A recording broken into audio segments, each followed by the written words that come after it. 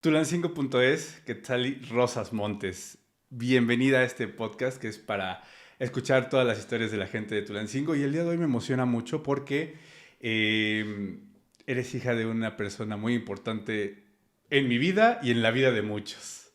Y me hacía mucha ilusión porque cuando en mi imaginación empecé este podcast soñaba con entrevistar a tu papá, el arquitecto Arquímedes. No se puede, pero hoy estoy contigo y para mí es un honor. No, al contrario, muchas gracias y te agradezco también la invitación, que fue todo ahí muy casual, pero muchas gracias Muy por... casual y muy rápido. La verdad es Sí, que empezamos el podcast. Las primeras historias que compartimos fueron historias justamente de tu papá. Y míranos, hoy estamos por fin aquí. muchas gracias. Y bueno, quiero empezar un poquito con un poquito la historia de tu papá. Obviamente que para muchos en Tulancingo es una persona que influyó muchísimo en muchos ámbitos, pero para quienes no los conocen y nos estén escuchando, ¿quién fue el arquitecto? Bueno, yo creo que casi hay varias generaciones, ¿no? Pues, ¿qué será? Hasta por ahí de los 2000, ¿no? Más o menos, que pueden identificar quién fue mi papá. El arquitecto Arquímedes Rosas, el profe Arqui, Exacto. el Arqui, Sí. que dio clases en la preparatoria número 2 durante muchísimos años, que dio clases de metodología de la investigación, dio clases de historia del arte, de literatura, si no mal recuerdo, también de redacción. Eh, él. Creo que hasta de matemáticas llegó a dar clases, ¿no? Muy al inicio, y Sí, sí, también en sí. algún momento dio clases en la Universidad Toyancingo Estoy en 5, ok. y dio clases de arquitectura. Muy bien. Ajá, y poco antes de que muriera, Sí. dio clases, regresó a dar clases de arquitectura a una universidad. No recuerdo ahora el nombre porque creo que Sí. es como de recién creación, Ajá. que está muy cerca del centro de salud, o Ok. donde era el centro de salud. Sí.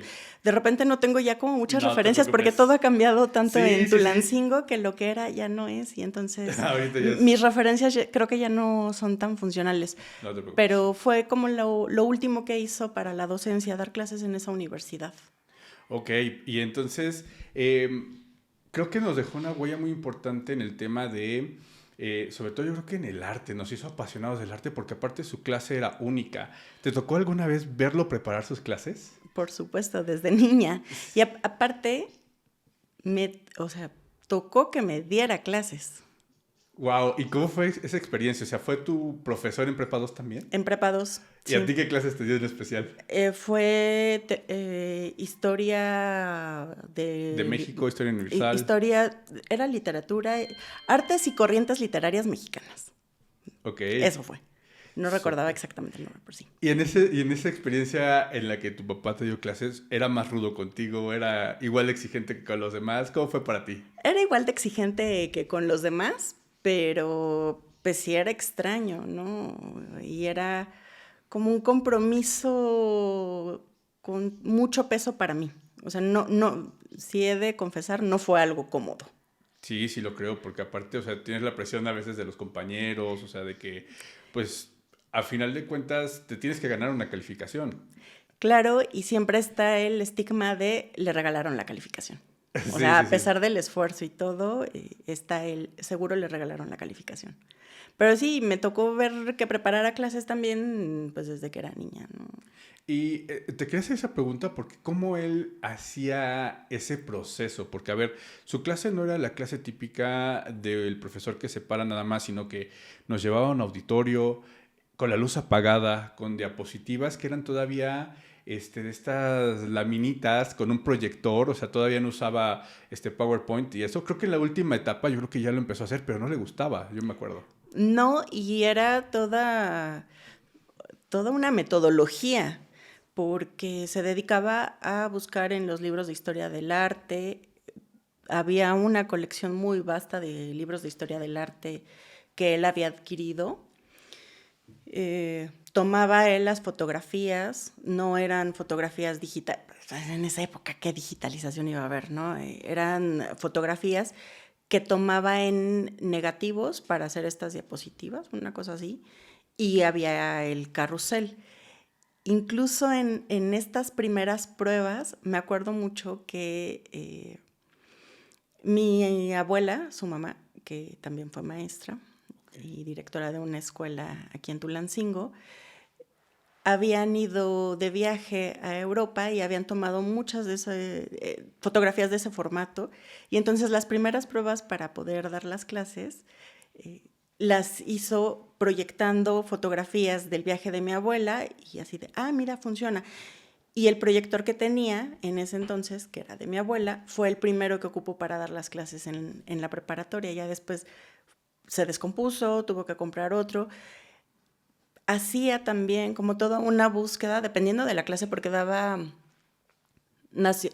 mexicano y universal. Claro. Entonces, dependiendo, también hacía la búsqueda de la música que iba a acompañar esas diapositivas, porque no solo era proyectar diapositivas, sino combinarlo con la música. Creo que eso era un poco de lo más impactante, que buscaba que no solamente era aprender por aprender, sino generar esta emoción y este interés por esa materia y para que los alumnos pudieran sentir cierta pasión. Creo que era eso. Sí, de hecho, ahorita que lo comentas, lo recuerdo vívidamente porque justo eso. Mis compañeros y gente que conozco, que aunque no fuimos en las mismas generaciones, es eso, nos apasionamos con cosas que profesores que daban la misma materia no lograban. Desafortunadamente sí es una materia que a muchos les parece aburrido, porque tal vez no tienen las referencias que nosotros tuvimos de verlo con esa emoción, de que no nos hacía memorizar, sino nos contaba historias acerca de las obras de arte, de los artistas, y todo lo dominaba, o sea, jamás sacaba un apunte. Así es. Rápidamente, justo hace un par de semanas, un tema laboral, veo una obra y yo así de Sofía Bassi. Y entonces vino a mi mente pláticas con mi papá de la historia de Sofía Bassi. Y pues me la sé porque la platicaba mi papá. Entonces, Totalmente. era eso. Y pues le gustaba, ¿no? Y era algo que también le apasionaba y lo transmitía. Eso es, lo transmitía de una forma que nos impactó a muchísimos. Y ¿cuál crees que es la clase que más disfrutaba dar? ¿Historia, matemáticas? No, ¿Cuál? justo, creo que fue Artes y Corrientes.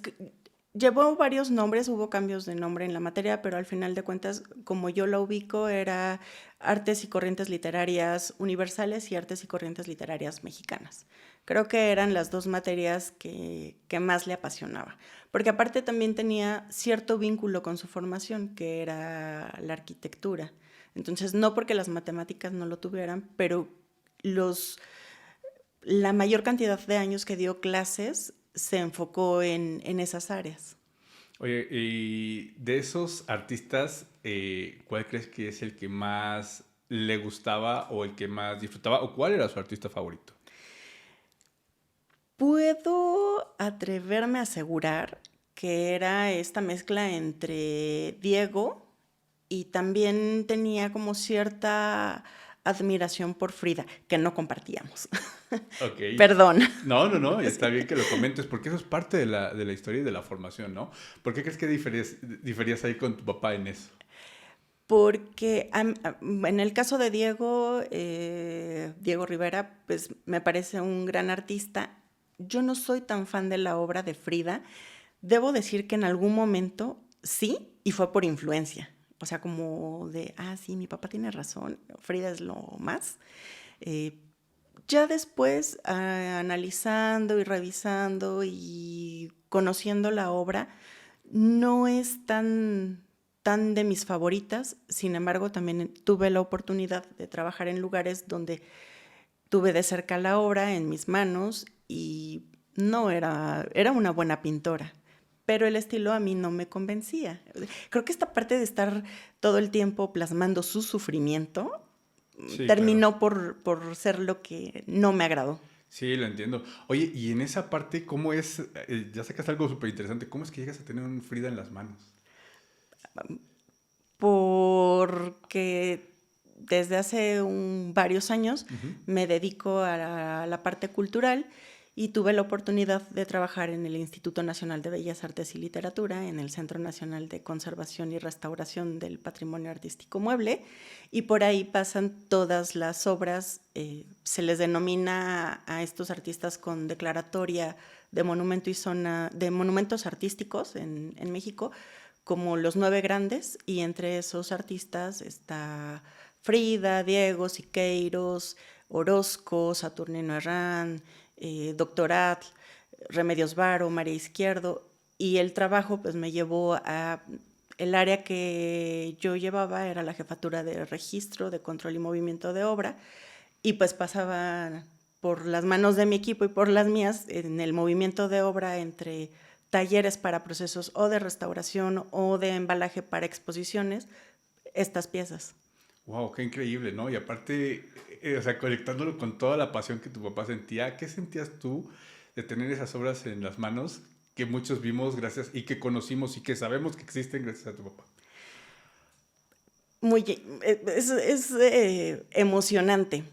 Y tal vez esto nunca lo platiqué con mi papá, porque platicaba todo lo de mi trabajo. De hecho, mi papá, el último lugar laboral que conoció en donde yo estuve fue Sencropam, así se le llama este centro nacional.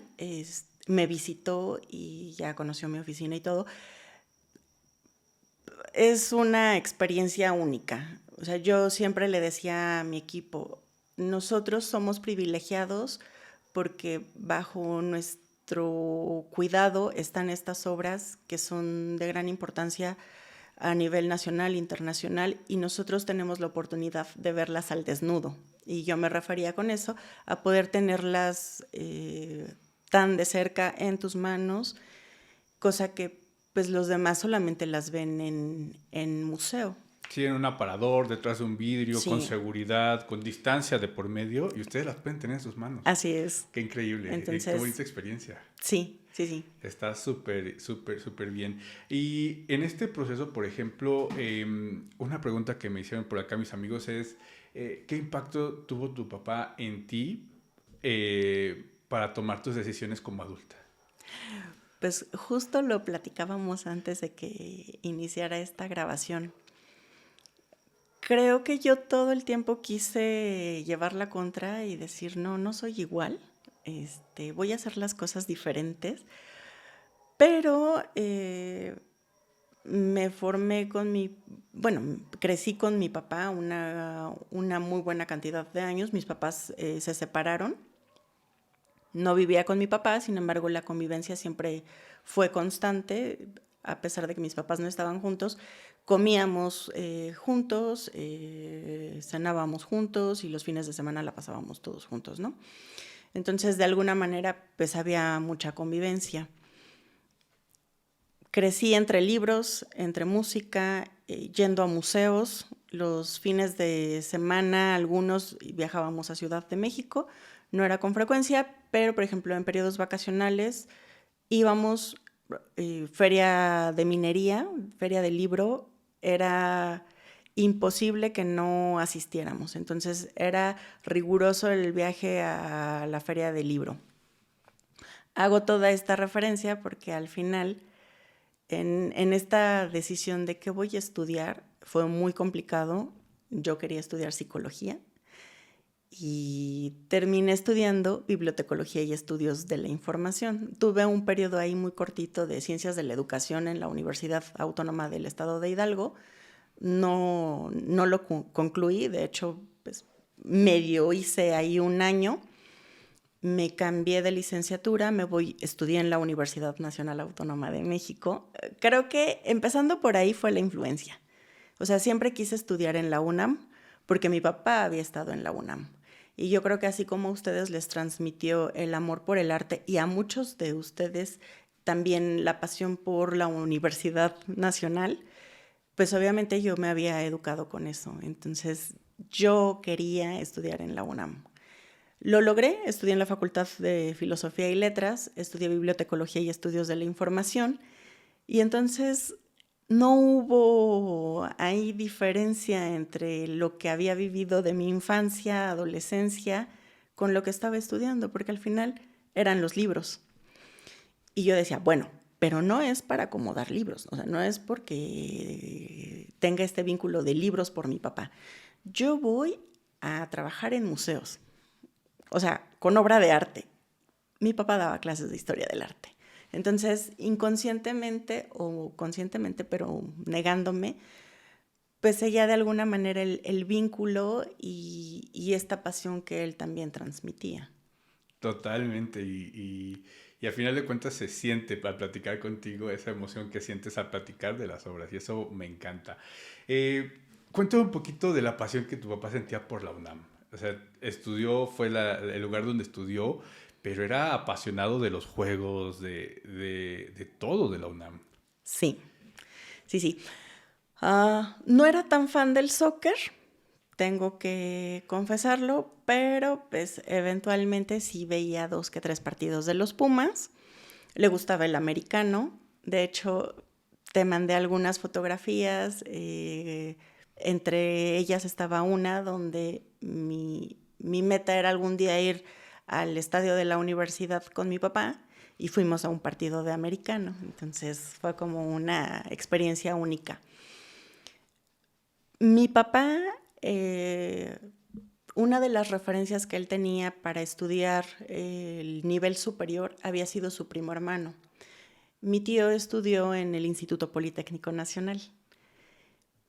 Mi papá pensaba un poco seguir sus pasos.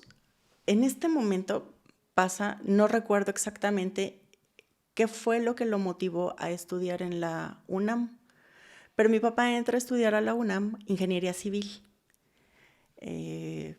Transcurre media ingeniería y se da cuenta de que no es lo que le gusta. Y se cambia a pues lo que es ahora la Facultad de Arquitectura, porque mi papá todavía estudió cuando era la Escuela Nacional de Arquitectos y que estaba bajo el autogobierno. Se cambia y pues yo no sé si a los que estudiamos en la UNAM nos meten un chip, dicen Okay. que nos inyectan, eh, pero nos inculcan un amor por la universidad único, que difícilmente yo he visto con otras universidades. Entonces, amamos la universidad y la llevamos y pues, Sí, totalmente. O sea, es difícil deshacerte de ese amor por tu casa de estudios, ¿no? sí, y mi papá lo transmitía. Entonces, mi papá era fan de la universidad, eh, de las publicaciones que sacaba la UNAM, estaba como al pendiente de todo lo que hacía la universidad, TV UNAM, Radio UNAM. De hecho, cuando yo entro a la facultad, mi papá me decía, oye, tráeme las gacetas de la UNAM, ¿no? O sea, las publican, salen los lunes y los jueves. ¿Me puedes traer las gacetas? Y entonces yo religiosamente le traía las gacetas de la universidad como para estar un poco al tanto de todo lo que hacía la universidad. La amaba. Y eh, cuando él fallece fue un momento como difícil en cuanto a nivel, pues, lo que estábamos viviendo en sociedad por el tema del COVID. Si bien ya no había tantas medidas, todavía estaba el COVID. Las personas que nos acompañaron, eh, pues quizá se acercaron, tal vez hubo quien, yo pedí que estuviera la tapa cerrada, pero quien se acercó pudo haber visto que le pusimos la corbata de los Pumas, bueno, de la UNAM, con el Mm, escudo de la UNAM. qué bonito. Entonces, al momento de elegir, mi mamá, yo ya había seleccionado la ropa y mi mamá, no le vas a poner nada de los Pumas a tu papá de la UNAM, amaba su universidad. Y yo, está bien, ma, tienes razón. Y entonces ya la corbata y una bufanda, si no mal recuerdo. Uh-huh. Y esa bufanda seguramente la llevó a muchos lugares y a muchos... Sí, Yo recuerdo que alguna vez sí lo vi.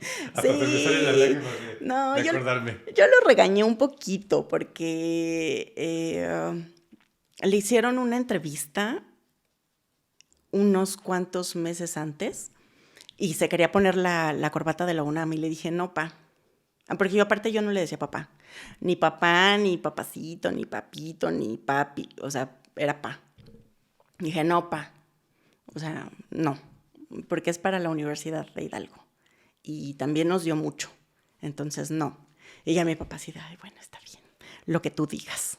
Pero a ese punto justamente quería llegar.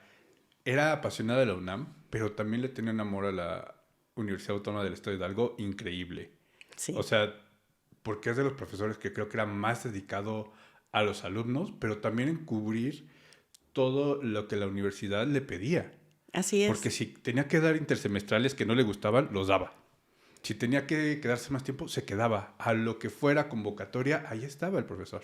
Así es, y a nosotros, bueno, a mí y a mi hermano nos tocó acompañarlo cuando éramos chicos a los cursos que tenía que tomar, que debía tomar en Pachuca, en alguna de las preparatorias. Sí, sí, sí, Entonces sí, increíble. siempre estaba ahí como al pendiente y además preocupado por la calidad del contenido que tenía que ofrecer a sus alumnos. O sea, creo que eso era básico. Y eso habla también del amor por la institución en la que estás, ¿no? O sea, ofrecer lo mejor de ti. Y seguro que lo hacía, te lo garantizo. Eh, Quiero hablar un poquito del Día de Muertos, porque era una fecha muy especial para él. ¿Por qué consideras que le tenía tanto amor a esa fecha? Quizá es como el vínculo que todos tenemos y a donde sabemos que siempre vamos a llegar. Me estoy aquí aventurando a hablar de cosas que no tengo identificadas, pero mi papá tuvo un vínculo muy cercano con la muerte desde chico. Eh, Tenía 9 años cuando empezó a tener problemas de presión arterial, Sí, ¿no? alta. O sea, alta. Y durante una buena temporada no podía hacer otra cosa más que estar acostado porque le daban vértigos, se desmayaba, o sea, las probabilidades de vida eran nulas prácticamente y se la pasaba leyendo. Entonces, creo que también ahí fue como, los libros fueron sus compañeros, la música fue su compañera, eh, y eso, ¿no? Era como un vínculo cercano con la muerte. Para mí, mi papá murió muy joven, tenía 68 años. Entonces, creo que era lo que sabíamos que en cualquier momento podía pasar. Nunca pensó casarse, nunca pensó tener hijos, lo logró. Tenía 40 y algo cuando se vuelve diabético. Aparte, creo que era una persona muy aferrada a la vida, porque mi mamá, mi tía, lo hemos platicado en casa, si alguien había súper disciplinado con medicamentos y tratamiento, era él. O sea, nadie tenía que estarlo persiguiendo para tomarse medicamentos o para cuidar sus alimentos. O sea, él solito sabía qué debía hacer y se cuidaba, ¿no? Y pues vivió muchísimos años siendo diabético, muchísimos años siendo hipertenso, eh, y eso te habla de ese vínculo con la muerte, de ese temor a la muerte, pero curiosamente cada noviembre él abrazaba la muerte y a todos, creo, nos inculcó también como esa tradición del Día de Muertos, de colocar un altar, de seguir las tradiciones, pero creo que podría ser eso, ese vínculo que él tenía desde la infancia con esta figura. Además de que mi abuela, pues, era de una zona de Veracruz donde también existían estas tradiciones, ¿no? Entonces era como el mantener esa tradición. Oye, está increíble esas historias porque eso es algo yo creo que muy, muy personal y te agradezco mucho que nos las compartas. ¿Era similar lo que se hacía al interior de tu casa que lo que se hacía en el jardín? Porque tu papá era de agarrar todo el jardín para sus Sí. altares, para su día, que prácticamente muchos también lo identificamos y recordamos por eso, porque no se quedaba y ni se limitaba únicamente a Prepa 2, o sea, hacía sus instalaciones de sus altares en el jardín y se los tomaba para él prácticamente. Sí, no, no era tan así en la casa. Poníamos altar, pero aparte es curioso porque el altar era el de las casas de los abuelos, o sea, el altar en la familia materna, en mi caso, y el altar en la casa de mi abuela, que mi papá era con quien vivía, y el altar era un altar con todo lo necesario, incluso en esta zona de Guayacocotla, que era de donde era mi abuela, ponían unas ceras, unas velas, es que no son velas, son unas lámparas, donde se mezcla mitad agua, mitad aceite y solo está flotando como el pabilo. Esas eran obligadas, la fruta y todo, pero no era tan grande, o sea, no era como en el patio de la cochera, así con... No, pero siempre hubo altar. Hasta, hasta el último año que pudo colocarlo. Mi papá murió en agosto, un año antes había colocado altar. Wow, qué increíble. Otra de las cosas que me gustaría mucho que me contaras es cuál era de los museos que seguramente recorriste con él, cuál crees que era el favorito de él. Bellas Artes. Creo que era Bellas Artes. Sin embargo, creo que también podría ser la Casa Azul de Frida Kahlo, pero pues visitamos muchos. O sea, sí era algo que le gustaba, pero prácticamente podría decir que esos dos eran como de los museos de los que más hablaba. Claro, y por ejemplo de antropología, ¿Qué crees que no tanto? ¿no? Y nunca lo visitamos juntos. Wow, Curioso. sí, Y aquí van a salir dos, tres cosas que a lo mejor todo mundo pensaba que podía haber sucedido y no. O sea, visita obligada siempre Chapultepec. Yo amo Castillo de Chapultepec. Siempre digo que es mi museo antidepresión. En los momentos más tristes es el lugar acogedor. Y aparte mi papá, voy a contar otra anécdota, porque mi papá tenía un vínculo con ese museo, porque a mi papá le tocó ver a Siqueiros trabajando obra mural ahí. sí, creo que esa también era alguna historia que compartía en las clases, ¿no? Sí. Que creo que estaba, si quieres por ahí, creo que hasta con el tema de la vigilancia y todo ese Ujú. Sí, porque asunto, era cuando estaba todavía en Lecumberri. exacto, y que por ahí a tu papá le tocó estar Sí, ahí, sí, sí, sí. observarlo. Mi papá era niño y haciendo berrinche no quería entrar al museo, se queda afuera y empieza a ver cómo está pintando Siqueiros. Llega mi tío, justo de quien hablaba, que estudió en el Politécnico, y le dice, ese es un pintor famoso, pero está en la cárcel. Y entonces lo sacan solo para que venga a pintar aquí. Eso. Increíble. Y Es, entonces tú a final de cuentas tienes ese vínculo también con ese lugar. sí, sí, sí. Yo digo que es, insisto, mi museo antidepresión. Museo de Arte Moderno lo visitamos. En algún momento de la vida también trabajé en el Museo Franz Mayer y mi papá conoció el Museo Franz Mayer, me visitó. Museo Nacional de Arte, pero insisto, o sea, Palacio de Bellas Artes era de los lugares que más le gustaba, y Casa Azul. Él sí tenía como mucho vínculo con la obra de Frida, y ahora que lo pienso y platicamos, quizá era eso también, ¿no? Como esta empatía del sufrimiento corporal. Podría ser. Interesante, fíjate, algo que puedes a lo mejor conectar ahora, ¿no? Sí. Qué interesante. De zonas arqueológicas, a muchos tuvimos la fortuna, yo fui con él a Teotihuacán. Ujú. ¿Cuál era la suya que más conectaba con él? Tula. Aparte fue el lugar donde nació. Sí. Sí. O sea, Tula.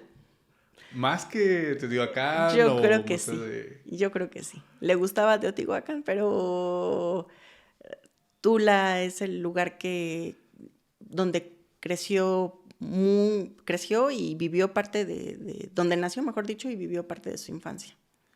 Wow, esa parte yo no la conocía. Mm. Entonces, ¿tus abuelos son de Veracruz? Bueno, ¿tu abuela es de Mi Veracruz? abuela es de Veracruz,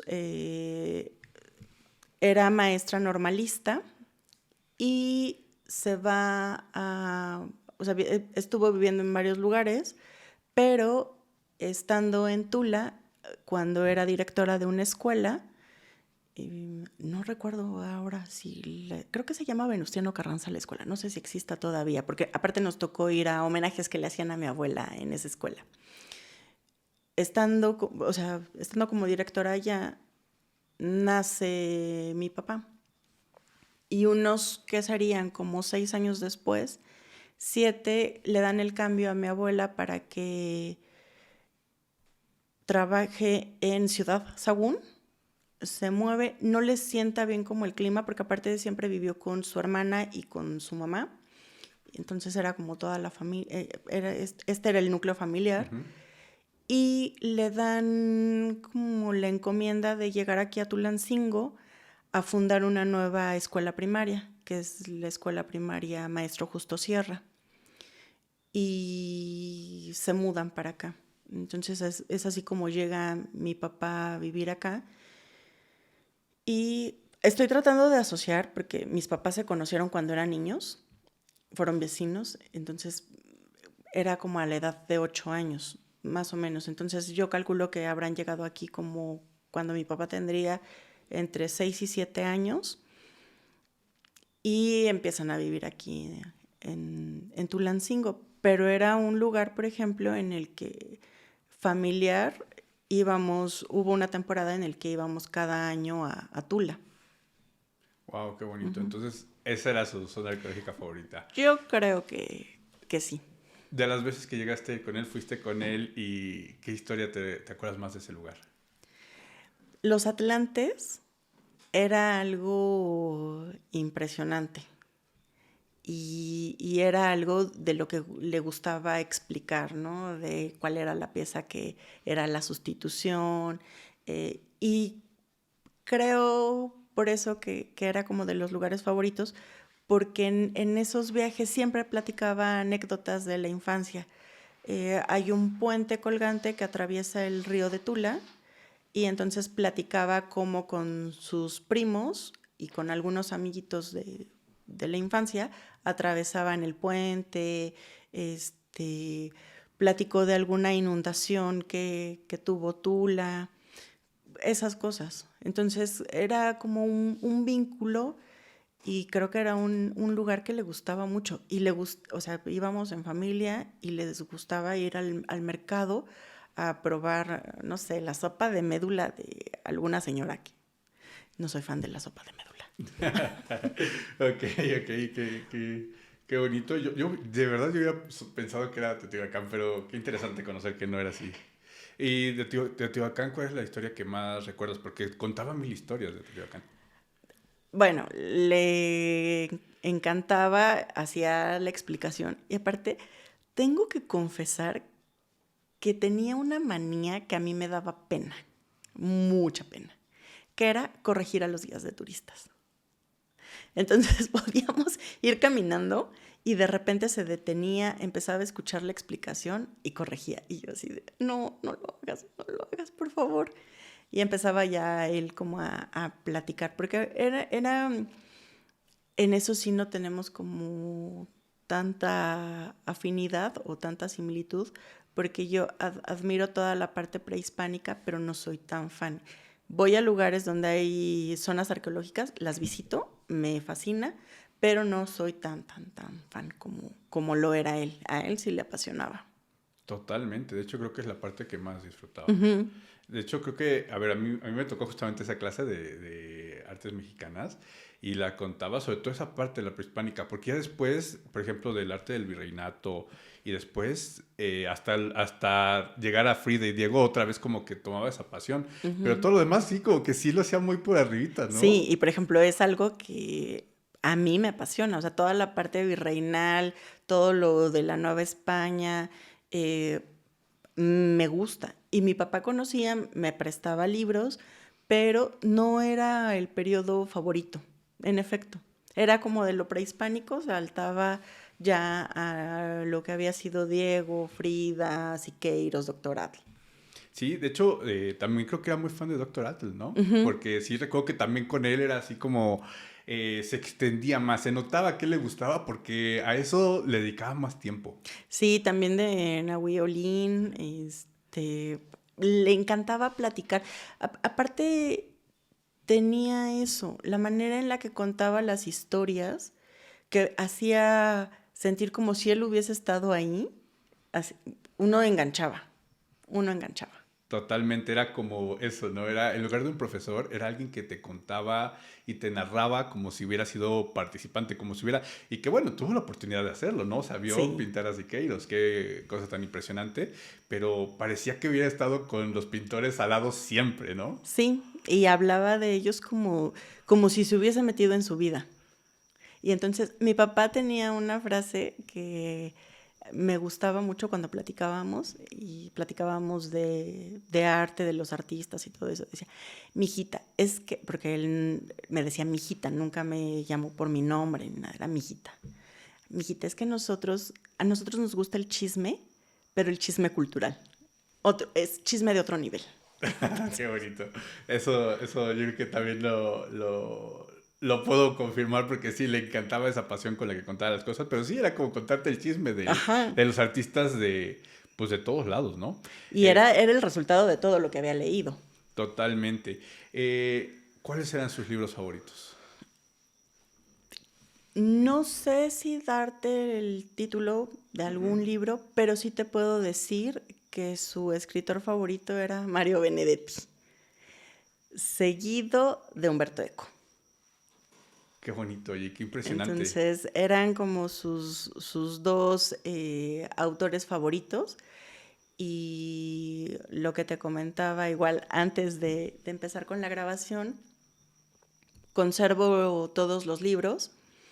Y entonces en este proceso de unir sus libros, que son más que los míos, junto con los, unirlos a los míos, pues empezamos a revisar qué era lo que había. Y es lo que más hay. Y aparte él siempre lo externó. O sea, lo platicábamos y de hecho yo le llegué a regalar varios libros de Benedetti porque sabía que eran sus favoritos. Y a veces le decía, toma, te traje este, no sé si ya lo tengas, pero aquí está. Y nos hemos encontrado libros duplicados. Órale, qué interesante. Sí, pero sí. Aparte de eso, porque me imagino que es el lado de la poesía. De Humberto Eco, ¿qué crees que le gustaba de Humberto Eco? Porque Humberto Eco, o sea, tiene novela, tiene estudios muy densos sobre semiótica, semiología.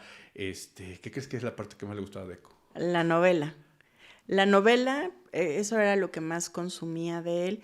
Sin embargo, también platicábamos un poco de la otra parte porque en algún momento, cuando yo hice la maestría, me metí a revisar temas de sistemas complejos, teoría de la complejidad, teoría del caos, teoría de sistemas. Y entonces tuve que hacer búsqueda e investigación de libros como los de Eco, incluso para organización de información. Pero las novelas de Eco creo que eran las que más le gustaba. Sí, El nombre de la rosa, que es como obligado, pero ahorita, justo anoche platicábamos de otro título, pero en este momento lo acabo de perder del radar. No te preocupes, A ver si ahorita ahorita me sale, acuerdo. sí, no te preocupes. Sus gustos musicales, que es algo que también creo que marcó a muchos. ¿Qué le gustaba escuchar de música? Fanático de los Doors, lo platicábamos, de los Rolling Stone, los Bee Gees. De hecho, igual, poco antes de que, bueno, en el periodo en el que estuvo ya convaleciente después del infarto que lo llevó a tener un deterioro más intenso, eh, vimos 3 veces Melody, una película que está musicalizada por los Bee Gees. Aparte, a ver, o sea, era rockero, ¿qué más, pero qué más le gustaba? O sea, Ay, te puedo decir que Joan Manuel Serrat, o sea, tengo así identificado perfecto las meriendas con fondo musical Joan Manuel Serrat, eh, los fines de semana música latinoamericana, Mercedes Sosa, Violeta Parra, hay música de esta de samba, que no la brasileña, sino es como otra música folclórica. De hecho, una de las canciones que me recuerda mucho a mi papá es una canción que se llama Samba de mi Esperanza. Bueno, tiene poco que en el trabajo uno de los maestros de música folclórica, bueno, no, tampoco fue como por ahí de diciembre, llegó, la cantó y yo era una Magdalena. O sea, porque me lo recuerda. Eh, Música de los 70s, básicamente, o sea, es que es demasiado. Y había cosas que cuando empezó a sonar La Oreja de Van Gogh, Ujú, mi papá decía que la voz de Amaya, si no mal ujú. recuerdo que se llama la vocalista, sonaba Maritrini y nosotros decíamos, ¿quién diablos es Maritrini? Bueno, salió disco de Maritrini. Entonces, así, o sea, cosas que a lo mejor casi nadie ubicaba y que él tenía o había adquirido. Oye, qué interesante. ¿Y tú heredaste esos gustos o también ahí difieres con él? No, la mayoría sí. Y yo era de las que le decía, oye, ¿me grabas un cassette? 80s, 90s, entonces grabábamos los cassettes para escucharlos una y otra vez. Y había, por ejemplo, si no mal recuerdo, se llama The Papas and Mamas, el grupo, igual así de, oye, grábame esta, ¿no? O sea, esta canción que se puso de moda hace un par de años de Flores en tu pelo, pues yo la escuchaba en la secundaria, cuando estaba en la secundaria, ¿no? Y era de mis canciones favoritas, porque aparte, aunque no puedo ubicar a mi papá como si hubiese sido un hippie, era como si hubiese sido hippie. Entonces yo me visualizaba así, escuchando esa música. Esta canción del Quinto Elemento de la Era de Acuario es de mis canciones favoritas y era, papá, ¿me la grabas? Entonces, como este vínculo. Lo que tengo que reconocer es que yo estudié en la secundaria técnica 48 en la De Japón. Japón, ajá. Nos llevaba todos los días a las clases y los que lo conocieron en la primera época recordarán que tenía un bochito rojo. Entonces nos llevaba a la secundaria en el bochito, que era así como rápido y furioso, con música de los Doors o de los Rolling Stone a lo que daba. O sea, el volumen a lo que daba. Y yo pues me quería morir de pena. Pero eres adolescente, ¿no? Y así de, no, por favor, no hagas eso. ¿Qué va a decir la sociedad de mí? Eso hacía. Justo acá de tocar todo bien interesante, ¿no? O sea, tu papá era uno, obviamente para sus alumnos, era igual en su casa. No. Am, Había muchos momentos en los que siempre nos ponía de ejemplo a sus alumnos. Entonces siempre decía, mira, es que tal persona con esta situación es súper buen estudiante y tú, no sé si alguien recuerde esa frase de eres un Aragán o un holgazán, pero pues era también algo muy recurrente en la casa. Entonces, pero con un poco de más, un sentido más estricto, aunque no, era como muy raro porque era estricto, pero no era estricto. O sea, te puedo decir que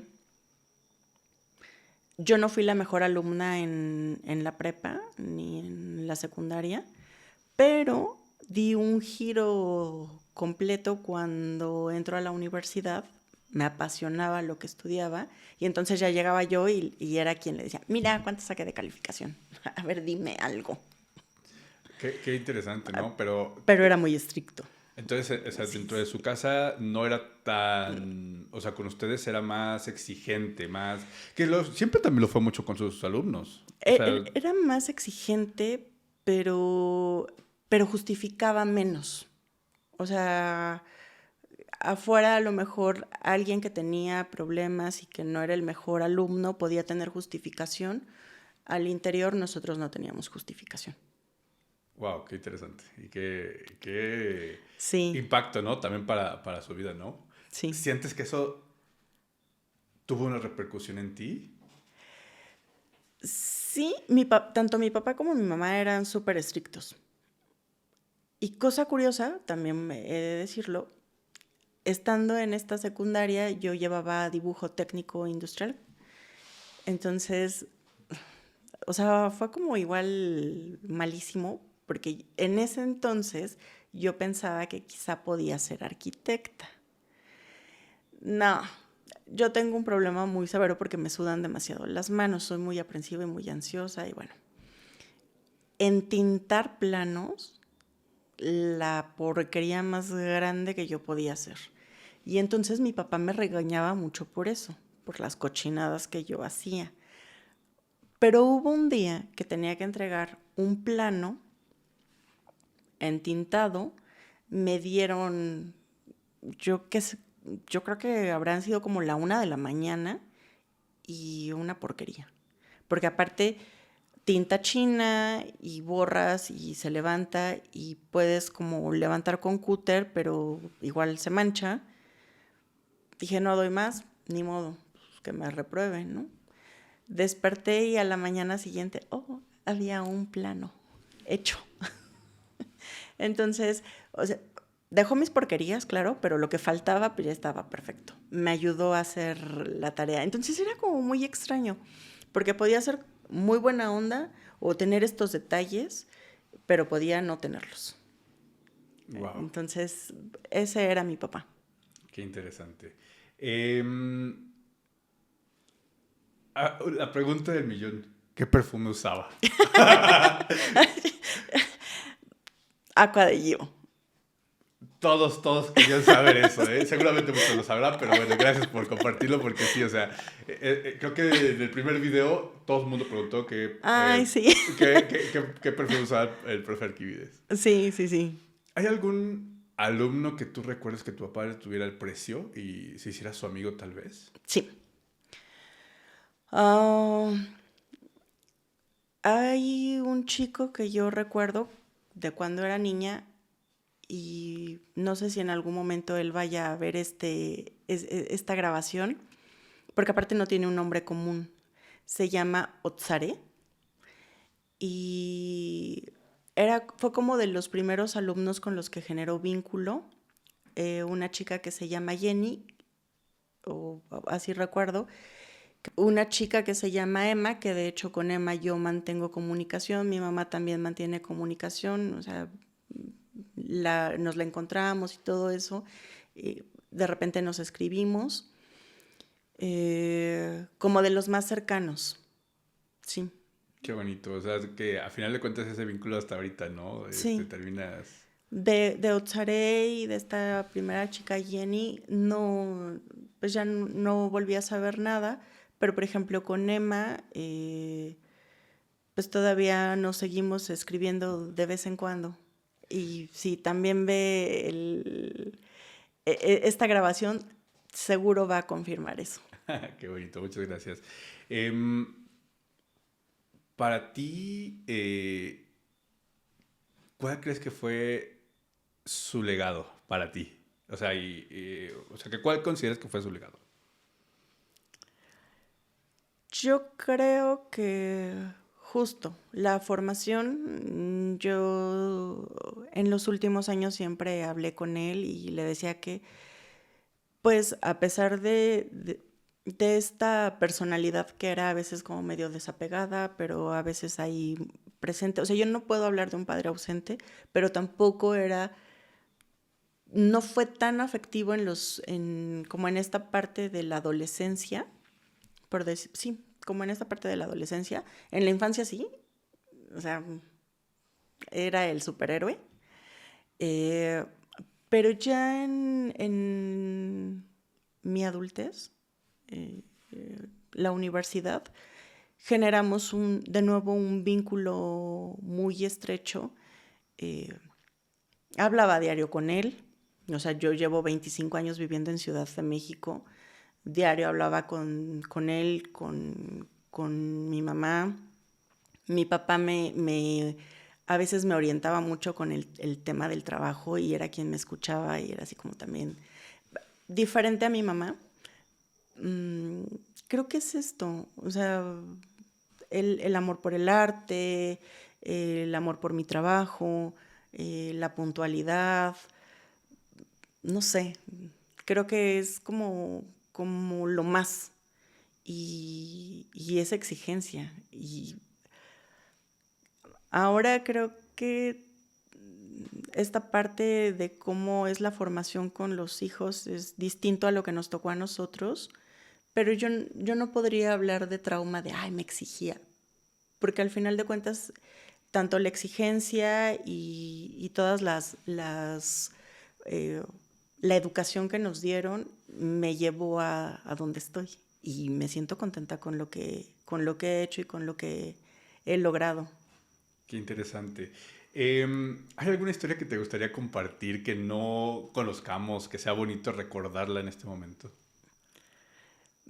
Lo que te platicaba igual al inicio, digo, estuvimos platicando un poquito antes de grabar, pero justo también esta parte de la anécdota de los mapas de la República, no fue mi idea, fue la de mi hermano, de, pues hay que identificar culturas prehispánicas en un mapa de la República. Mi papá había comprado mapas con nombres de los estados y mi hermano llega y dice, pero si son chavos son alumnos de prepa, ¿no? Porque no decía chavos, son alumnos de prepa, deben de saberse los estados, ¿no?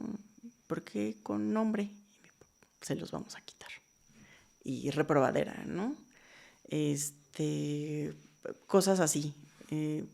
Lo que te comentaba hace un rato de ir al americano con él, poder compartir películas con él, poder compartir música con él, muchos recuerdos, muchos recuerdos.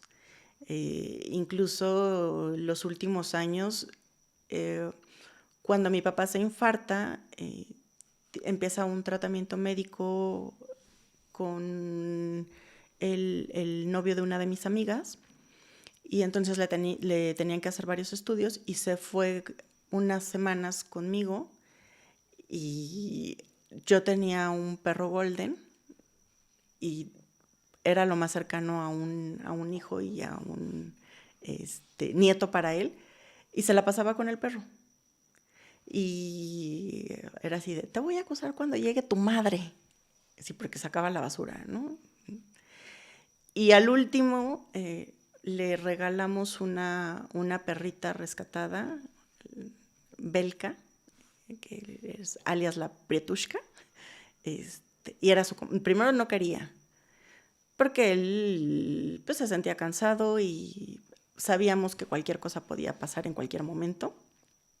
Pero para mí era importante que tuviera una motivación de atender algo, de concentrarse en algo. Era época de pandemia, entonces la soledad mata y no podía visitarlo. Creo que hubo ahí 2, 3 visitas clandestinas, pero a mí me angustiaba mucho. O sea, por favor, cuídate, ¿no? Yo no te puedo estar cuidando ahí todo el tiempo. Mi mamá salía, o sea, estaba con él y así, pero salía. Pero esta última etapa con esa perrita fue también como muy genial, porque entonces tuve rival. Y yo llegaba y decía, saluda a tu hermanita.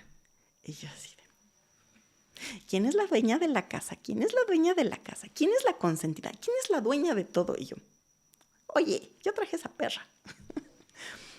Y era su perra, ¿no? Entonces salían y tomaban el sol juntos, cosas así.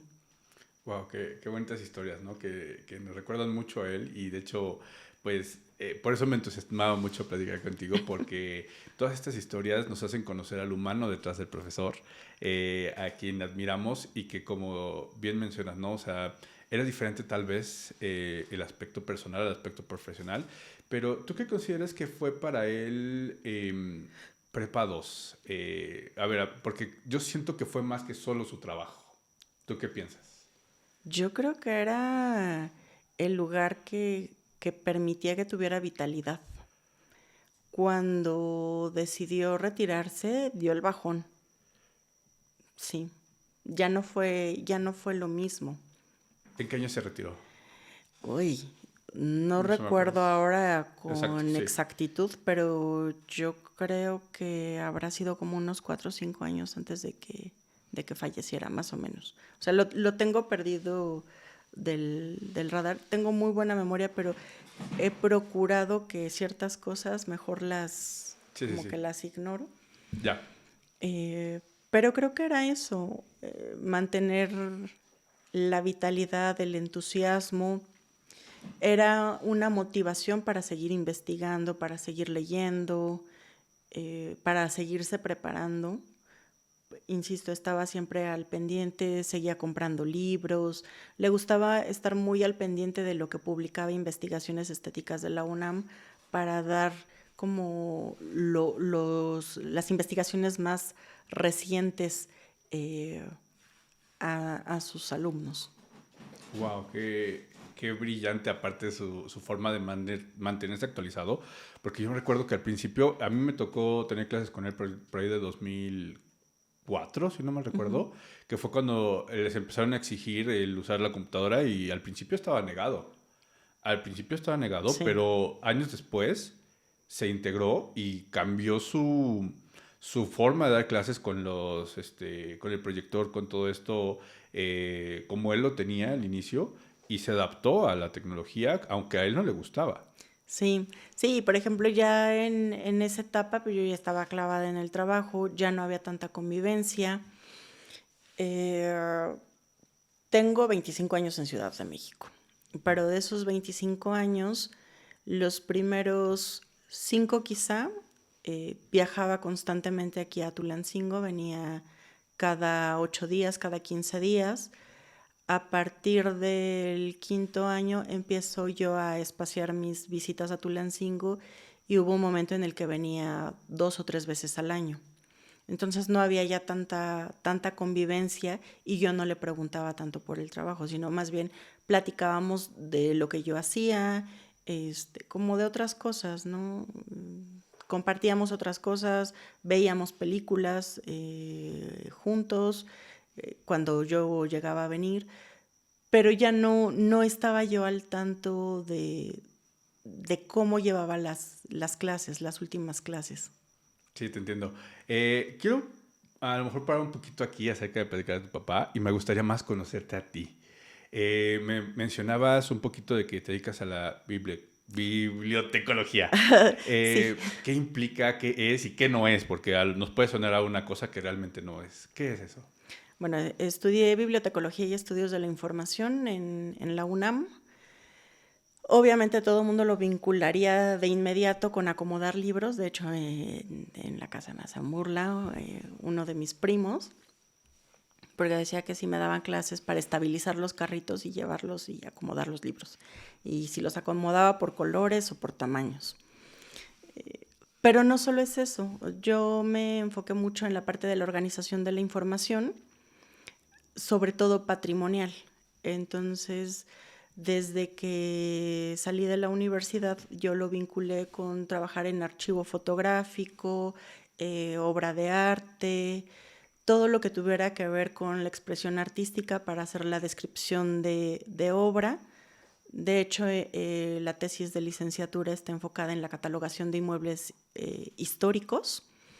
Fue un proyecto conjunto, pero era eso, o sea, buscar cómo la bibliotecología, más allá de organizar libros, es funcional para organizar cualquier objeto que tenga información, sí, cualquier cosa que tenga información y pues eso es todo, Todo comunica a final de cuentas, ¿no? También todo. es... y en ese aspecto, ¿dónde te has desarrollado profesionalmente? Digo, ya nos has comentado como pedacitos a lo largo del video, pero ¿cuál ha sido tu desarrollo y lo que más te apasiona de tu profesión actualmente? Um, Trabajé en el Museo Franz Mayer, trabajé en Patrimonio Universitario en la UNAM, en DGTIC UNAM. En DGTIC, por ejemplo, no llevé nada de obra de arte ni cuestiones de ese tipo, pero llevaba en ese entonces un proyecto de las revistas de CONACYT, las revistas que formaban parte del CONRICIT, se llama, que eran revistas indexadas de divulgación científica, si no mal recuerdo ahora. Estuve en Academia de San Carlos, en el acervo antiguo, revisando esa parte, ahí sí con material bibliográfico. Trabajé en el Franz Mayer, trabajé material fotográfico. En la UNAM era el registro de obra de arte. Estuve en el Instituto Nacional de Bellas Artes, en alguna empresa privada que también se dedicaba a hacer bibliotecas para zonas como marginadas, y también haciendo catalogación de libros. En el Servicio Postal Mexicano estuve en el Palacio Postal, en el Museo Postal, y ahí era el museo, la biblioteca, el archivo. Actualmente estoy en el Instituto Politécnico Nacional como jefa de división y fomento y promoción cultural. Es que el nombre está medio raro. Y llevo actividades culturales, también como esta parte del control de obra de arte, básicamente.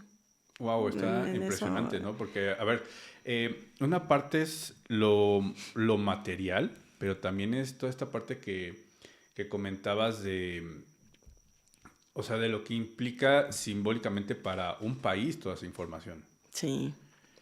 ¿Cómo es trabajar con cosas tan delicadas y de tanta importancia y que parece que hoy a veces se nos está olvidando? Para mí es muy emocionante justo por este vínculo con mi papá y porque creo que el arte sigue siendo el mejor medio para sensibilizar a la sociedad. Es algo a lo que se le da menos importancia, a todo lo que tiene que ver con las expresiones artísticas. Creo que es algo que se ignora y se toma a menos, pero nos da mucho, o sea, mucho como seres humanos. Esta empatía, este vínculo con la expresión artística. Y yo siempre a mis equipos de trabajo les he dicho, a mis compañeros, cuando ya no sientes emoción por venir a estos lugares que son tan maravillosos y que están llenos de historia, pues quizá es el momento de buscar otras cosas. La pasión con la que uno trabaja, pues se transmite. Y creo que también lo platicábamos ahora con lo de mi papá, ¿no? Transmitía eso. Entonces, yo siempre les digo que en este momento seguimos construyendo historia, porque todo el mundo ve la historia hacia atrás, pero no vemos que estamos construyendo también historia en este momento, ¿no? Y eso es también importante, muy importante. Totalmente, ¿no? De hecho, hay un autor argentino que decía justamente, ¿no? Que el presente es la historia del futuro. Exacto, o sea, en 60 años, pon tú, ya no estaré yo. Justo lo que estamos viviendo ahora va a ser un momento histórico y quizás sea objeto de estudio. De repente ahora uno se cuestiona muchas cosas, ¿no? Con lo que nos toca vivir y lo que nos ha tocado y la situación en la que estamos como sociedad. Pero es justo un parteaguas ahora, ¿no? Creo que nos ha tocado un momento donde todo está avanzando a una velocidad impresionante que no está dando tiempo de adaptarse. O sea, nosotros todavía fuimos una generación en la que fuimos adaptándonos en ciertas cosas, como voy a pensar en los discos de acetato, cassettes, discos compactos, MP3, pero ya ahora no hay como este proceso de unos años de adaptación, sino que todo va muy rápido. Sí, los formatos cambian de un día para otro y sobre todo con todas estas cosas. O sea, hoy está la información, mañana quién sabe. Y ¿Tú qué sientes que es el contraste, por ejemplo, de toda esta cosa que ahora es arte digital, que es muy difícil de preservar para mí, y sobre todo con toda la inmediatez que tiene, ¿no? Porque hoy ves un video que parece artístico, lo es en esencia, pero que pierde la atención en 3 meses Exacto. y se vuelve parte del olvido, tal vez. Porque justo no estamos dejando nada para la historia. Trabajando en el Palacio Postal, cuando a mí me tocaba dar recorridos y platicábamos un poco de esta costumbre del intercambio epistolar, yo siempre les decía, hoy por hoy podemos hacer la reconstrucción de muchas relaciones o muchas vidas de artistas, de escritores, o sea, de personajes ilustres, importantes, gracias a la comunicación epistolar. Ahora todo es volátil y yo siempre les ponía de ejemplo relaciones sentimentales de parejas contemporáneas, de músicos sobre todo, o cantantes. ¿Quién se va a acordar de esas parejas en 100 años?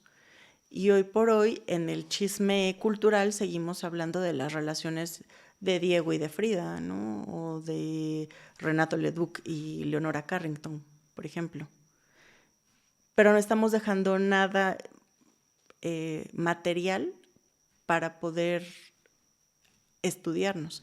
Bueno, que existe el tema de la huella digital, pero también a quién le interesa, ¿no?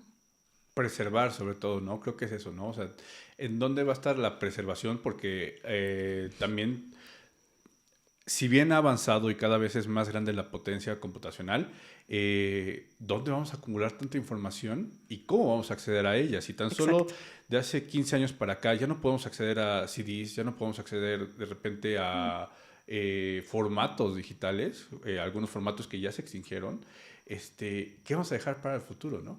Así es. Sí, sí, es como un tema que te pone a cuestionar muchas cosas y que yo siempre apuesto y digo que en algún momento eh, esta evolución tiene que llegar a un tope para poder regresar y volver a evolucionar. Wow, qué interesante y gracias por compartirme esas reflexiones. ¿Dónde más te has desarrollado? Me comentabas que actualmente en el IPN, ¿qué representa hoy para ti, diciendo de la UNAM, estar en el IPN? Voy a pensar en mi papá y siempre tengo esta conversación con él de manera interna y diría, ay, mijita, ahora eres una burra. En el Sí, sí, sí, claro. Sí, sentido sí, sí, de las mascotas de de las la mascotas universidad. de la universidad. Aparte, era algo que le fascinaba el hacer referencia de este pique entre las escuelas de pumas burros.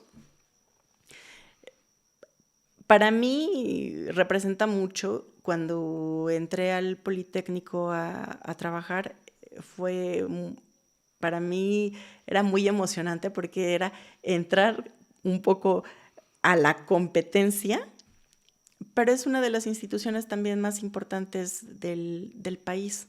Entonces, representaba todo un reto porque justo al Politécnico se le identifica solamente en la formación de ingenieros, en la formación a lo mejor de matemáticos, sí tiene la escuela de medicina, pero como que el fuerte siempre con el que se le ha identificado por muchos años ha sido la parte de ingenieros. Y que tuviera la oportunidad de colaborar en lo cultural, que es algo a lo que le ha estado apostando el Poli en todo el tiempo, de darles una formación integral a los alumnos, era un reto y era algo bastante atractivo. Y lo sigue siendo. O sea, sigue cada actividad que se programa, pues esperamos tener como una respuesta positiva por parte de los estudiantes.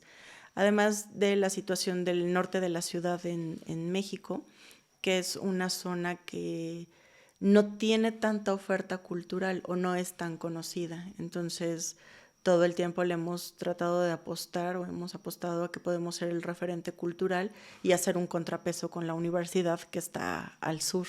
Qué contraste está en eso, ¿verdad? Sí, Qué sí, interesante. esos están en polos opuestos. Pero ha sido una experiencia enriquecedora, totalmente enriquecedora. ¿Qué tienes que tener en cuenta en el lugar en el que estás ahorita para ofrecer contenidos culturales a la comunidad? Es bien complicado y lo he platicado con los compañeros porque las generaciones son muy diferentes a las nuestras.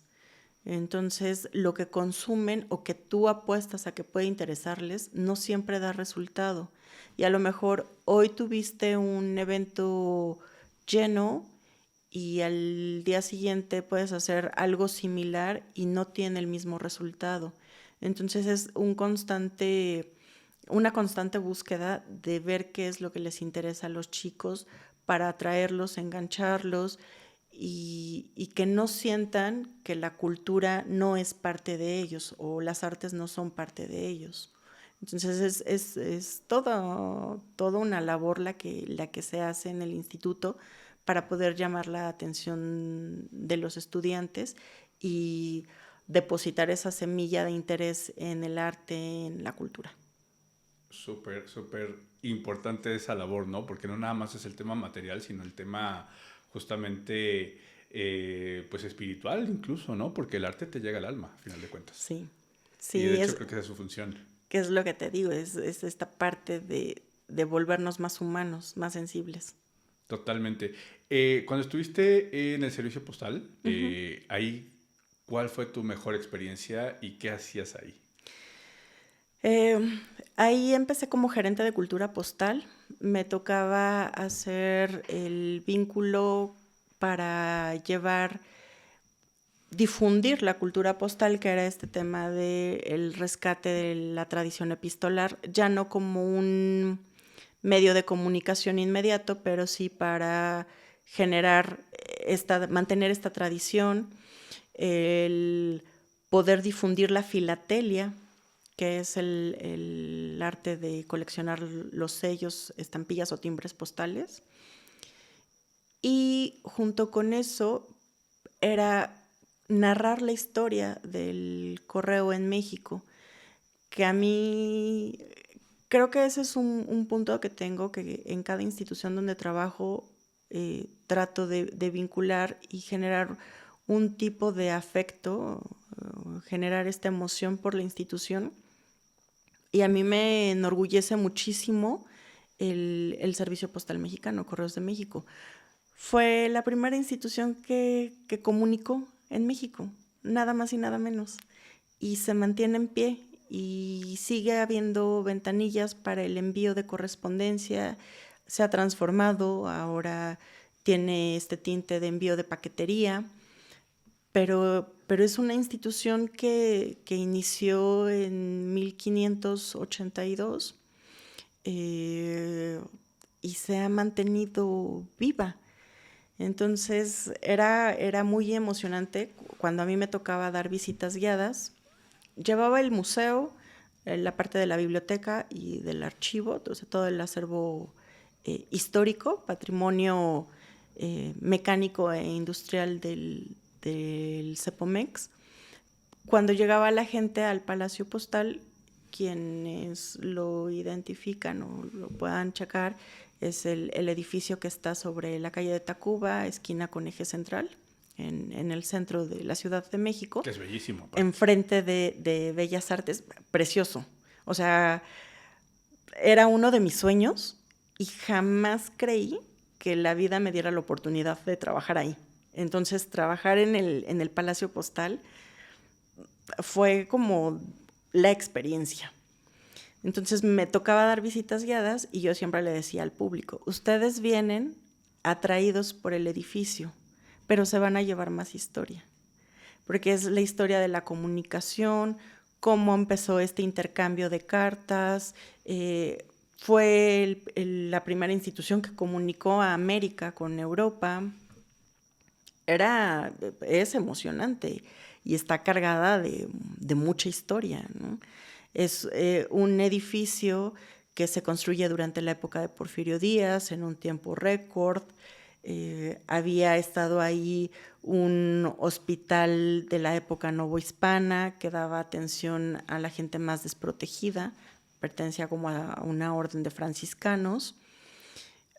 Es el lugar, mucha historia. Me encanta todo lo que me estás contando porque a veces se nos olvida que todas esas instituciones se formaron en la época virreinal de, pues en ese caso ni siquiera México, todavía no era España. Era la Nueva España. Y tienes la oportunidad de trabajar en una institución, o tuviste la oportunidad de trabajar en una institución. Eh, ¿Qué consideras que le dejaban, o si nos puedes compartir un poquito unas historias, digo, a lo mejor no estamos en el lugar, pero de las que les contabas a tus visitantes? Pues dentro de las historias es la construcción del edificio, que en teoría Adamo Boari y Gonzalo Garita. Adamo Boari es el arquitecto que proyecta todo el Palacio Postal, toda la parte estética y también como el sistema constructivo. Él se había formado en Italia, pero también trabajó en un despacho en Chicago, entonces traía como esta onda moderna de la construcción estilo Chicago y llega y se fusiona laboralmente con Gonzalo Garita y Frontera, que era un ingeniero militar que conocía perfecto el suelo de la Ciudad de México y empieza la construcción de este edificio que va a ser en tiempo récord. Va a tener diferentes elementos es un edificio ecléctico, o sea, tiene varios estilos en donde puedes encontrar el gótico tardío inglés, el gótico veneciano, encuentras el arte plateresco, el art nouveau. Y yo siempre les decía, ustedes están en este espacio que pensando en arte mexicano podría decirse que está recargado, o sea, podría ser algo súper churrigueresco, que es el barroco del Totalmente. barroco. Sin embargo, las dimensiones y la proyección que hace el arquitecto permite que los espacios sean tan abiertos que jamás te sientes abrumado. O sea, es como un espacio que permite que puedas apreciar toda la estética. Las columnas, uno las ve y ese amarillo pensaría que es algún tipo de mármol y resulta que es un proceso, se llama escayola y en este proceso van mezclando como ceras naturales con pigmentos y van haciendo como una simulación, un veteado que hace las veces de un mineral, ¿no? Entonces pareciera la veta de un mármol, pero es una pasta. Y ese trabajo es como muy estético, es súper bonito, es un edificio que está cargado de mucha simbología, por fuera, que es algo que casi nadie observa, tiene serpientes, perros galgos, los bueyes, las gárgolas. Entonces, cuando lo vinculas un poco con la parte de historia del arte y vas analizando la simbología de esos elementos, pues eso es un edificio que es mucho simbolismo. Aparte de la historia, resulta que el día que colocan la primera piedra del edificio, colocan una caja de tiempo. La primera piedra se pone el 14 de septiembre de 1902 y esa noche abren y roban la caja de tiempo porque había monedas de oro, o sea, monedas de la época. Y entonces eso a mí me llevó, por ejemplo, a investigar en los periódicos de la época para ver qué había pasado. Resulta que los ladrones intentaron cambiar esas monedas en Tlalnepantla 2 días después. O sea, eso te lleva a pensar también el trayecto que habían recorrido y el tiempo que se hacía del centro de la Ciudad de México a este municipio del Estado de México, ¿no? Y yo siempre le decía a la gente cuando les tocaba recorridos conmigo, lo que tienen que hacer es situarse en la época. Pues ustedes tienen que visualizarse en 1907, 1908, la época de auge del Palacio Postal, la Oficina Central de Correos, porque si lo ven con los ojos modernos, pierde sentido. Pero aparte no estamos contando una historia de ciencia ficción, fue la historia. Y era el edificio que en ese momento atendía todas las necesidades de correo del país. Y entonces siempre decía, imagínense a las mujeres de época o a las damas de compañía de las mujeres de época yendo a depositar las cartas de amor, ¿no? Y era un edificio icónico y pues de gran importancia para la comunicación en la sociedad en ese entonces. ¿Cuáles son las cartas más importantes que preserva todavía ahí el servicio? Las que tienen que ver con la administración postal. Y te voy a decir por qué. Y yo siempre, porque es una pregunta que siempre hacía el público. ¿De quién tienen la carta? Y yo les decía, no puede haber cartas porque entonces no hubiesen cumplido con la misión, que era entregar las misivas.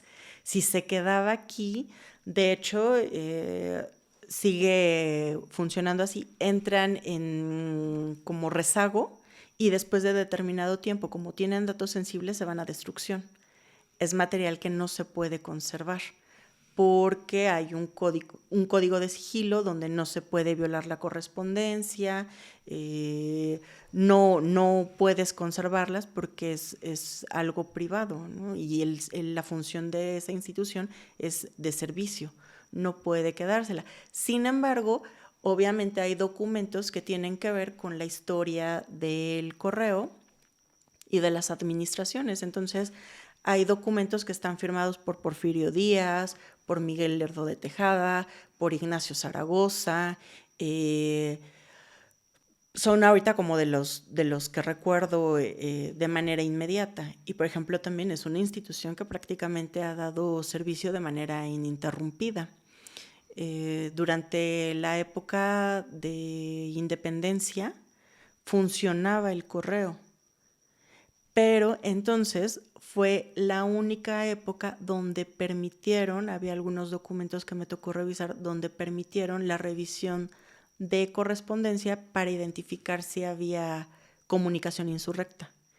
Y durante la época, por ejemplo, de la Revolución, seguía funcionando, pero con lentitud, porque dinamitaban vías y toda la correspondencia circulaba a través de tren a nivel nacional, ¿no?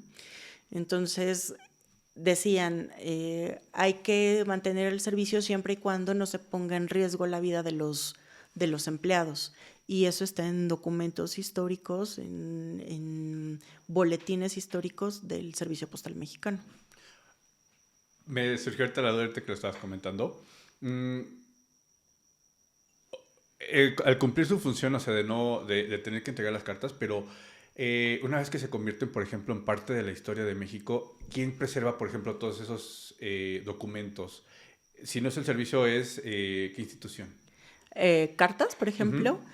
Pues hay muchas instituciones privadas que conservan cartas, o sea, fundaciones, por ejemplo, en el caso de los museos, Casa Azul de Frida Kahlo pues, tiene cartas de Frida, ¿no? Entonces conservan como esta parte de la comunicación personal. En algún momento me parece que han buscado vincular para algunas exposiciones, sobre todo ahora en esta última etapa del servicio postal, para algunas exposiciones han procurado hacer este vínculo de correspondencia con las exposiciones. Incluso a mí me tocó que alguna exposición estuviera también acompañada de comunicación epistolar, pero prácticamente no es correos. Creo que ahora la única manera en la que podría tener correspondencia personal sería a través de donación, ¿no? Privada, ¿no? Sí. De las instituciones. Sí. Qué parte tan interesante de la historia, ¿eh? Está muy, muy, muy, muy interesante.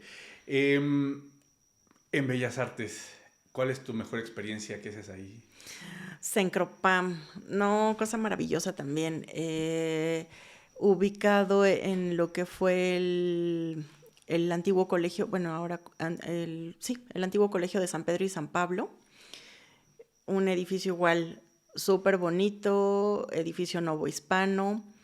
Es el centro que resguarda y protege toda el patrimonio nacional en cuanto a estas obras con declaratoria y todo el acervo del Instituto Nacional de Bellas Artes y Literatura que forma parte de los museos del IMBAL, ¿no? O sea, de Museo Arte Moderno, Museo Nacional de la Estampa, Museo Nacional de Arte, Museo Nacional de Bellas Artes, Museo de Bellas Artes, perdón, este,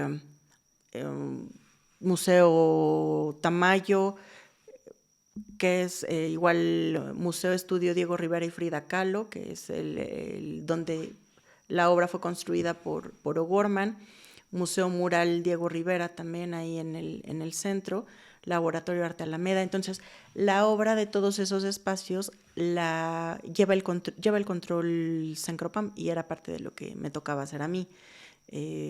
Revisar que la obra que ingresaba en donación estuviera registrada, supervisar que estuvieran actualizándose los avalúos de las piezas, que las piezas pudieran hacer el recorrido adecuado y llevar un registro de a dónde viajaban, en qué exposiciones habían estado, un histórico de las piezas y llevar el registro público de monumentos y zonas artísticos. Entonces, Sencropam lleva este control con la idea de tener en algún momento el registro completo de la obra ejecutada por los 9 grandes, Diego Rivera, Frida Kahlo, Siqueiros, Orozco, me parece que lo comentamos hace un rato, ¿no? ¿Quiénes eran?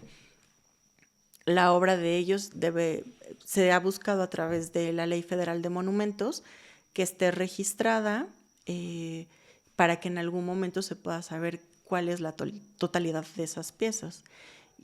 Padrísimo, en algún momento, ahora no lo sé, pero en algún momento hubo obra del instituto en oficinas de Secretaría de Educación Pública. Son como esas experiencias padres, ¿no? Porque te toca conocer esas oficinas. Proyectos interesantes de el rescate de cómo inició el registro de la obra de Bellas Artes, cómo describir las piezas, ver las características de cada obra, enfrentarte a estos temas de la evolución, de decir esto es una instalación, o sea, arte contemporáneo, cómo lo registras, ¿no? Porque ya puede ser que solamente te quede una astilla o cuáles son los procesos que tienes que realizar para registrar las obras y dar testimonio de que forman parte del acervo del instituto. Era un trabajo también muy interesante, un espacio súper bonito. Los jardines de Sencropam tiene pocas semanas que visité. Por tema laboral también tuve que ir, porque aparte, extrañamente, y no, muchas de las instituciones que llevan cultura, pues tienen cierto vínculo o terminan vinculándose, ¿no? Entonces,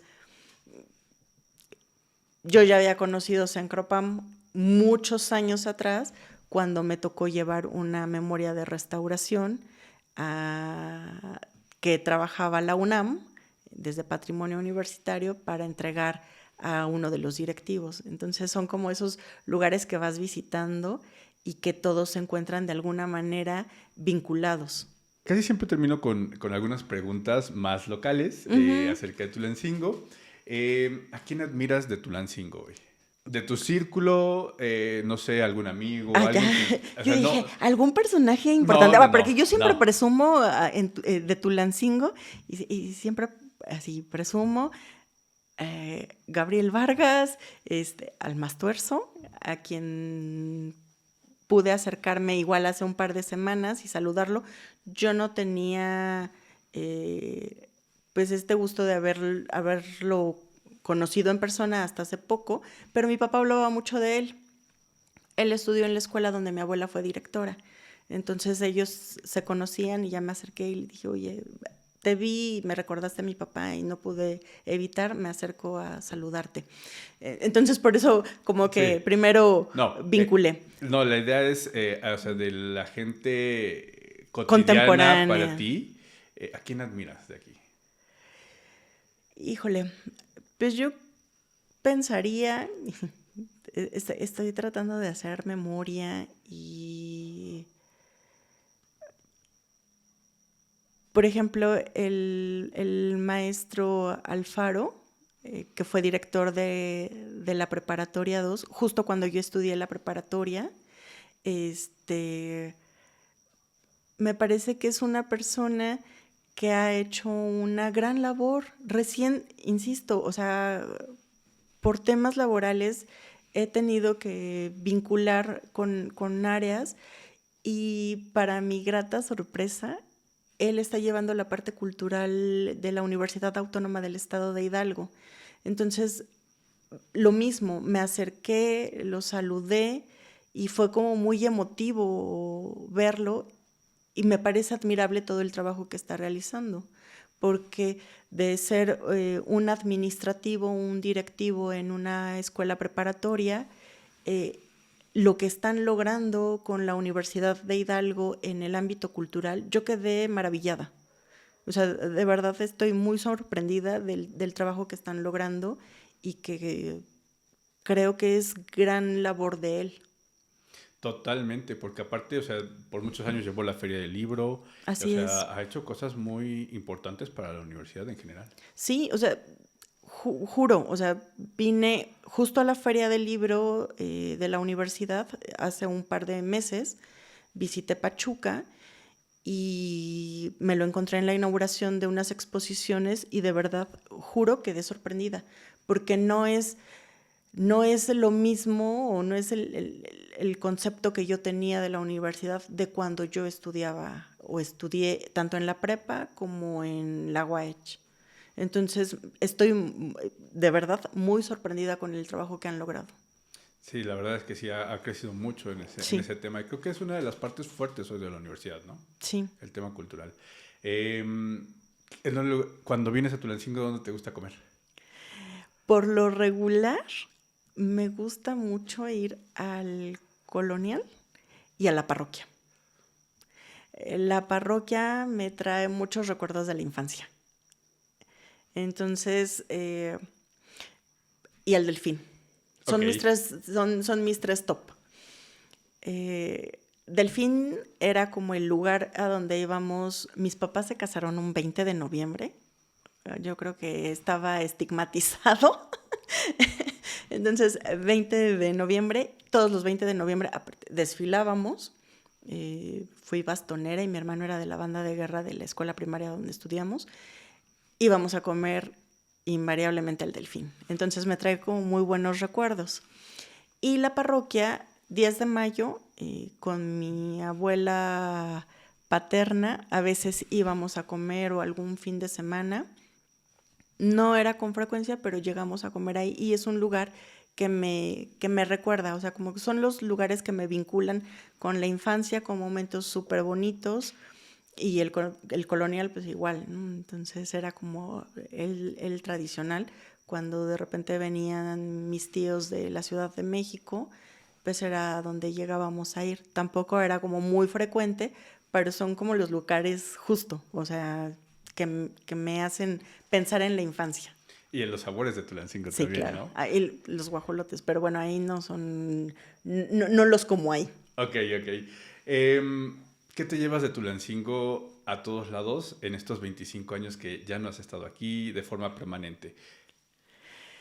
Pues todos los recuerdos. Y aparte es demasiado nostálgico porque como no vengo con tanta frecuencia, cada que vengo me encuentro un Tulancingo nuevo. O sea, no es el Tulancingo del que me fui hace 2 meses, ¿no? Ahora no recuerdo cuándo había sido la última vez que había venido, pero creo que ha de ser como hace 2 meses, 3. Vengo con un poco de mayor frecuencia, pero son como los recuerdos y todos esos personajes que, insisto, siempre presumo. Soy de Tulancingo. ¿Y qué tiene Tulancingo? Bueno, tiene al Santo, tiene a Gabriel Vargas, tiene al Mastuerzo y todos así como de... Y yo, me emociona. Gente importante de Tulancingo. Totalmente, totalmente. Pues no sé si quieras tú compartir un mensaje para la gente que está compartiendo este tiempo con nosotros sobre el tema que quieras, una reflexión tuya que quieras compartir. Ay, soy la peor en esas cosas. Pero no, pues de entrada solamente es como eh, el agradecimiento por el afecto que prevalece para mi papá. Y creo que eso es como de las cosas más bonitas. Mm, no te lo esperas. Y eh, a mí que me ha tocado organizar algunas exposiciones de personajes representativos y siempre busco el vínculo con la familia, justo por lo que tú comentabas. Nunca, y lo he platicado con la familia de artistas y de personajes gestores culturales, nunca va a ser la misma visión la que tiene la familia que la que tienen los cercanos. Entonces, es muy curioso cómo iniciaste esta entrevista porque pensé en mí haciendo lo mismo para realizar una exposición y diciendo a alguna persona, es que quiero que me platiques tu experiencia como hija, porque no es la misma que tienen los alumnos o los discípulos con quienes ya platiqué. La visión es diferente. Entonces, agradezco mucho la invitación, agradezco mucho a las personas que mantienen un buen recuerdo de mi papá y que están floreciendo, por decirlo de algún modo, con esa semilla que sembró de gusto por el arte. Totalmente, y quiero decirlo a la cámara porque sí, de verdad que para mí el legado de tu papá justamente es eso. Ayudó a formar a muchas generaciones de aquí a Tulancingo, a apreciar el arte, a apreciar la cultura y que transformó la vida de muchos. Cierro rápidamente. Hace un par de años me contacta un ex compañero y me dice, estoy en Europa y estoy pensando en tu papá. Y estoy apreciando todo lo que estoy viendo gracias a tu papá. Porque si no fuera por él, no tendría esto sentido. Entonces fue como muy emotivo decir, wow, está padre justo lo que él sembró. Te confirmo eso, que si no fuera por él, estar frente a las obras, y te lo puede decir mi novia, siempre que voy a un museo, que me encantan los museos, siempre estoy contando cómo lo viví con tu papá cuando lo enseñó. Y por eso era muy, muy bonito para mí compartir este espacio como un homenaje al arquitecto que transformó mi vida y la de muchos. Muchas gracias. No, al contrario, muchas gracias. Y bueno, pues quédense en tulancingo.es. Este espacio es justamente para eso, para recordar a toda la gente bonita de Tulancingo, a la gente que nos ha transformado. Y espero que se suscriban, que les haya gustado y que nos dejen un like y su comentario si también fueron alumnos o llegaron a conocer las historias del profe. Compártala, por favor. Y este capítulo se acabó por hoy. Nos vemos en el siguiente. Gracias.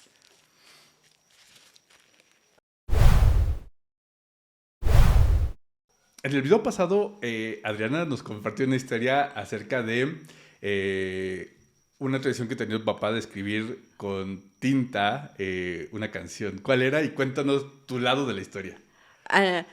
No, bueno, Ok, recuerdo haber visto el video y comentó del blues del exacto, angelito. sí. No era el blues del angelito, era Ok, el rin del angelito. ok, ok. Una canción que igual recuerdo y pues también recuerdo a mi papá. Y la tinta, mi papá escribía con tinta china, pluma fuente, y la tinta, que era así como su rúbrica, era color sepia. Ok. Entonces es un tono como medio cafecito. Ese era el color de la tinta china, color sepia. ¿Y por qué crees que hacía eso él? Creo que era parte de esto, de tener una rúbrica. Entonces era su marca personal, porque sabía que nadie iba a firmar con una pluma fuente con ese color. O Entonces sea, era... Y yo siempre creí mucho tiempo que era para que no falsificara su firma. también podría ser, Sí. seguramente. Entonces, lo correcto es aquí. El correcto, en teoría, o sea, como el griego es Arquímedes. Sí, ¿verdad? Pero el de Sí. tu papá no es así. No. Te voy a decir porque justamente, o sea, en todos lados, me corrigieron. Es que es Arquímedes y yo no. Es Arquímedes. Así lo registraron. De hecho, una de las anécdotas de mi papá en la primaria fue esa, que una maestra le pide que escriba su nombre completo de sus ejercicios que te ponen a hacer en la primaria y mi papá pone Rubén Arquímedes Rosas Gutiérrez. Y la maestra le hizo hacer una plana con 100 veces su nombre de Arquímedes. Y mi papá seguía escribiendo Arquímedes. Entonces la maestra así de, pues, ¿qué estás tonto? Y ya fue mi abuela y le dijo, no, maestro, está escrito, o sea, está en el registro lo escribieron mal, pero él es Arquímedes. Arquímedes. Sí, no, es que bueno. Sí. Está súper bien porque sí, luego la gente me corrigió, ¿verdad?